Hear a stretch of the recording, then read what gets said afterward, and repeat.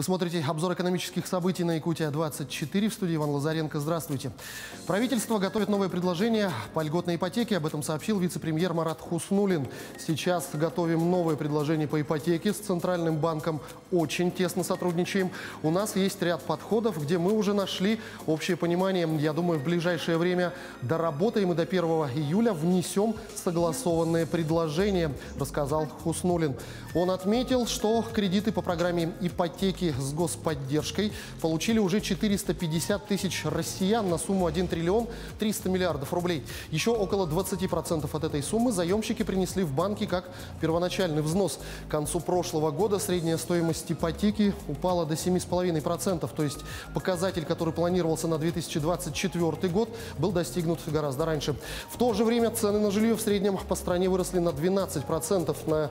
На это повлияла не только льготная ипотека, но и пандемия, подчеркнул Хуснуллин. Стройки останавливались, были срывы в поставках стройматериалов и их подорожание.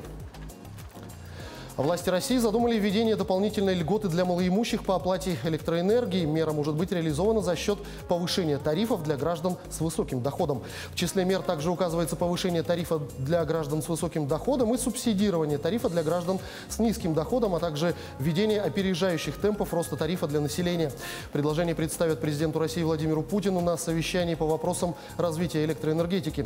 В настоящее время тарифы на электроэнергию для населения регулируются государством, а поставщики ресурсов покрывают свои издержки за счет повышения тарифов для бизнеса. Объем такого субсидирования уже составляет 239 миллиардов рублей в год.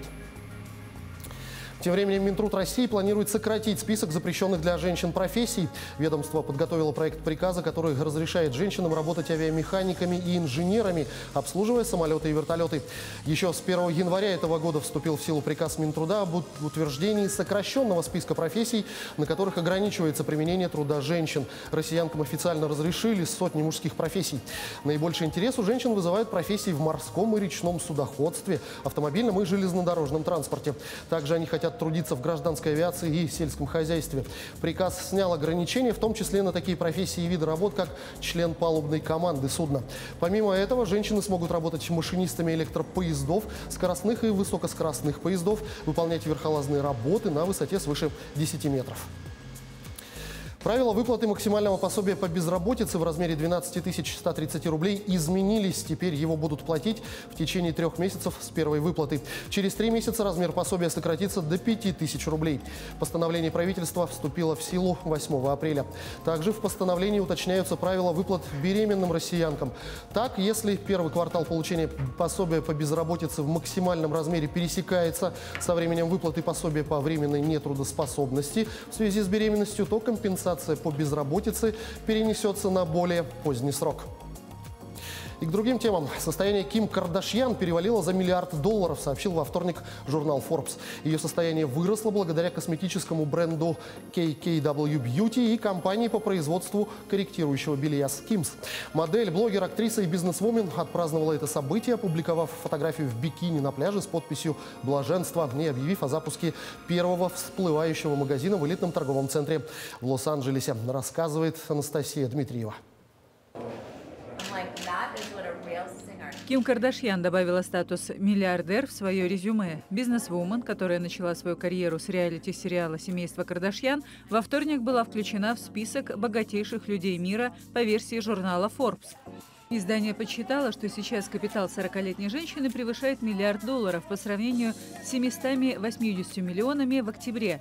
Состояние выросло менее чем за полгода на четверть благодаря 2 прибыльным бизнесам по производству косметики и корректирующей одежды, а также реалити-шоу, рекламным сделкам и ряду инвестиций.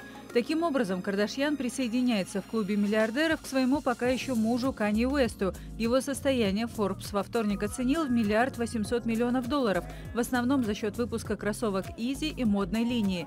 Кардашьян подала на развод с 43-летним Уэстом в феврале, сославшись на непримиримые разногласия.